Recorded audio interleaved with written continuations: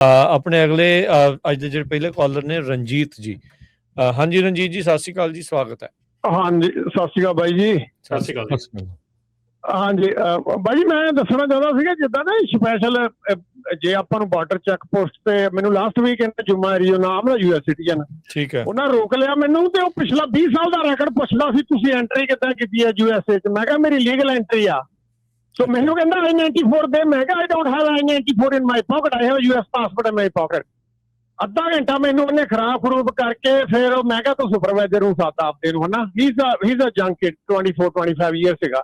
ਫਿਰ ਉਹਦਾ ਆਫੀਸਰ ਆਇਆ, ਉਹ ਕਹਿੰਦਾ ਤੂੰ ਕਾਹਤੋਂ ਖੱਜਲ ਕਰਦਾ, ਇਹਨੂੰ ਜਾਣਦੇ ਹੋ। ਐਕਚੁਅਲੀ ਏਦਾਂ ਨਹੀਂ ਹੈਗਾ, ਪਰ ਆਪਾਂ ਨੂੰ ਕੁਛ ਕਮਿਊਨਿਟੀ ਨੂੰ, ਜਿੱਦਾਂ ਮੈਂ ਵੀ ਅੰਮ੍ਰਿਤਧਾਰੀ ਸਿੰਘ ਆ, ਮੇਰੇ ਦਮਾਲਾ ਸਜਾਇਆ ਸੀਗਾ, ਉਹ ਦੇਖ ਕੇ ਨਾ ਖਰਾਬ ਵੀ ਕਰਦੇ ਆ।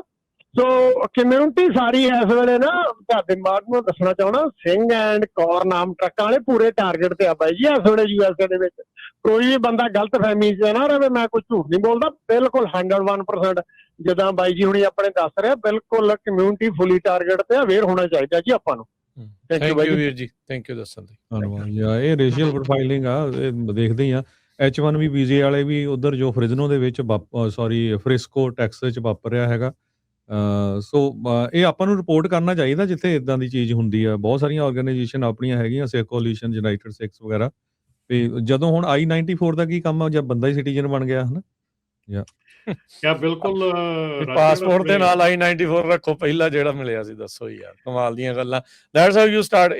ਇਹ ਜਿਹੜਾ ਚੌਥੀ ਅਮੈਂਡਮੈਂਟ ਆ ਨਾ, ਇਲੀਗਲ ਸੀਜ਼ਨ ਐਂਡ ਸਰਚੇਜ਼, ਇਹ ਸਿੱਧੀ ਉਹਦੀ ਉਲੰਘਣਾ ਹੁੰਦੀ ਆ। ਬਟ ਗੱਲ ਇਹ ਆ ਵੀ ਇਹ ਮੰਨਦੇ ਨਹੀਂ। ਪਰ ਇਹ ਵੀ ਆਪਾਂ ਨੂੰ ਆਪਣੇ ਜਿਹੜੇ ਰਾਈਟਸ ਆ ਉਹ ਜਾਣਨੇ ਜਿਹੜੇ ਉਹ ਚਾਹੀਦੇ ਆ।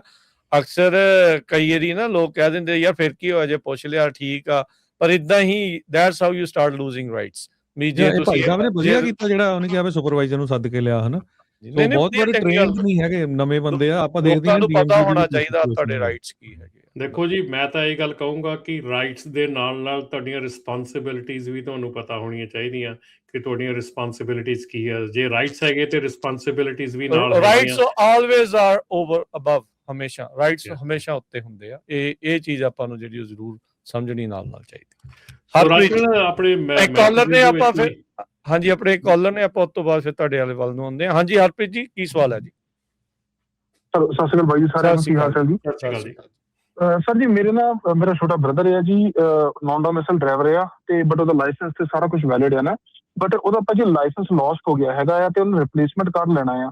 ਹੁਣ ਰਿਪਲੇਸਮੈਂਟ ਕਾਰਡ ਆਪਾਂ ਕਿੱਦਾਂ ਲੈ ਸਕਦੇ ਵੀ ਜੇ ਆਪਾਂ DMV ਜਾਨੀ ਕਿਤੇ ਇਹ ਨਾ ਹੋਵੇ ਕਿ ਲਾਇਸੈਂਸ ਰੱਖ ਲੈਣ ਉਹ ਸੌਰੀ ਮਤਲਬ ਕਿ ਜਿਹੜਾ ਵਰਕ ਪਰਮਿਟ ਕਹਿ ਕੇ ਲਾਇਸੈਂਸ ਕੈਂਸਲ ਕਰ ਦੇਣ ਜਾਂ ਡਾਊਨਗ੍ਰੇਡ ਕਰ ਦੇਣ, ਕੁਛ ਇਹਦਾ ਕੁਛ ਹੈ? ਉਹ ਲਾਇਸੈਂਸ ਨਹੀਂ ਮਿਲਣਾ ਜੀ ਵਾਪਸ, ਹੁਣ ਇਟਸ ਡਨ। ਓਕੇ, ਆਪਣੇ ਕੋਲ ਕੁਛ ਮਤਲਬ ਕਿਉਂਕਿ DMV ਕਾਲ ਕਰਦੇ ਆ, ਉਹ ਕਹਿੰਦੇ ਆ ਕਿ ਵੀ ਡੋਂਟ ਨੋ ਤੇ ਤੁਸੀਂ ਉੱਥੇ ਚੱਲ ਜਾਓ ਆਫਿਸ ਵਿੱਚ। ਨਹੀਂ, ਏਦਾਂ ਨਹੀਂ। ਉਹਨਾਂ ਨੇ ਕਿਉਂਕਿ DMV is not authorized to change, update or issue any non-domicile license at right now.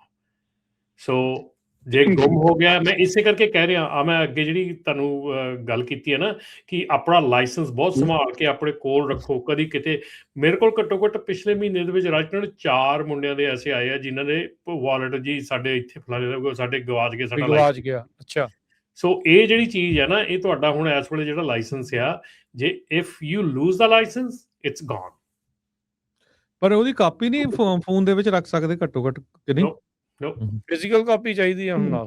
ਹੁਣ ਜੇ ਸਾਡੇ ਕੋਲ ਜਿਹੜੇ ਡਰੱਗ ਟੈਸਟ ਕਰਵਾਉਣ ਆਉਂਦੇ ਆ, ਸਾਨੂੰ ਫਿਜ਼ੀਕਲ ਕਾਪੀ ਚਾਹੀਦੀ ਲਾਇਸੈਂਸ ਦੀ। We can not look at the picture and say ਕਿ ਓਕੇ।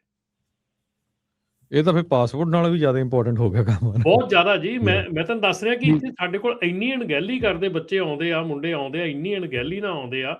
ਮਤਲਬ ਲਾਇਸੈਂਸ ਨੂੰ ਬੱਚਿਆਂ ਵਾਂਗੂ ਇੱਧਰ ਕਦੀ ਇੱਥੇ ਸੁੱਟਿਆ, ਕਦੀ ਇੱਥੇ ਸੁੱਟਿਆ। ਯਾਰ ਇਹ ਮਤਲਬ ਇਟਸ ਨਾਟ ਇਹ ਐਡੀ ਸੌਖੀ ਚੀਜ਼ ਨਹੀਂ ਵੀ ਤੁਹਾਡੀ 1 ਸੈਕਿੰਡ ਦੇ ਵਿੱਚ ਤੁਹਾਡੀ ਚੀਜ਼।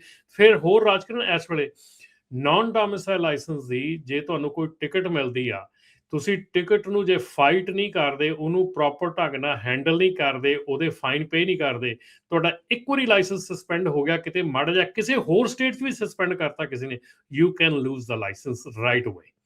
ਉਹ ਮੌਕਾ ਭਾਲ ਰਹੇ ਆ ਕਿ ਤੁਹਾਡਾ ਕਿਸੇ ਨਾ ਕਿਸੇ ਢੰਗ ਨਾਲ ਲਾਇਸੈਂਸ ਜਿਹੜਾ ਆ ਉਹ ਕਿਤੇ ਨਾ ਕਿਤੇ ਉੱਤੇ ਕੁਐਸਚਨ ਮਾਰਕ ਲੱਗਿਆ ਨਹੀਂ, ਇਟਸ ਗੋਨ, ਇਟਸ ਡਨ। ਹੁਣ ਜੇ ਤੁਸੀਂ ਟਿਕਟ ਫਾਈਨ ਨਹੀਂ ਪੇ ਕਰਦੇ, ਕਿਤੇ ਅਣਗਹਿਲੀ ਕਰ ਦਿੰਦੇ ਆ, ਤੁਹਾਡਾ ਐਡਰੈਸ ਕਿਤੇ ਹੋਰ ਦਾ, ਤੁਹਾਡੇ ਕਿਤੇ ਆਉਂਦੀ ਆ ਚਿੱਠੀ ਆਉਂਦੀ ਆ, ਤੁਹਾਡੇ ਕੋਲ ਰਹਿ ਜਾਂਦੀ ਆ, ਤੁਹਾਡਾ ਨਹੀਂ ਫਾਈਨ ਪੇ ਹੁੰਦਾ, ਤੁਹਾਡਾ ਲਾਇਸੈਂਸ ਸਭ ਹੋ ਜਾਂਦਾ ਆ, ਸਸਪੈਂਡ ਹੋ ਜਾਂਦਾ। ਸੋ ਇੱਕ ਸਟੇਟ 'ਚ ਸਸਪੈਂਡ ਹੋਇਆ, ਮੰਨ ਲਓ ਔਰਗਨ ਦੇ ਵਿੱਚ ਸਸਪੈਂਡ ਹੋਇਆ, ਤੇ ਕੈਲੀਫੋਰਨੀਆ ਦਾ ਲਾਇਸੈਂਸ ਆ, ਉਹਨਾਂ ਨੇ ਕੈਲੀਫੋਰਨੀਆ ਨੂੰ ਭੇਜ ਦੇਣਾ ਆ ਵੀ ਤੁਹਾਡਾ ਲਾਇਸੈਂਸ ਇੱਥੇ ਸਸਪੈਂਡ ਕਰਤਾ, ਅਸੀਂ ਇੱਥੇ ਨਹੀਂ ਆ ਸਕਦਾ। ਉਹ ਜਿੱਦਣ ਤੁਸੀਂ ਕਿਤੇ ਪੁੱਲ ਹੋਏ, ਉਹ ਤੁਹਾਡਾ ਲਾਇਸੈਂਸ ਗਿਆ ਸੀ।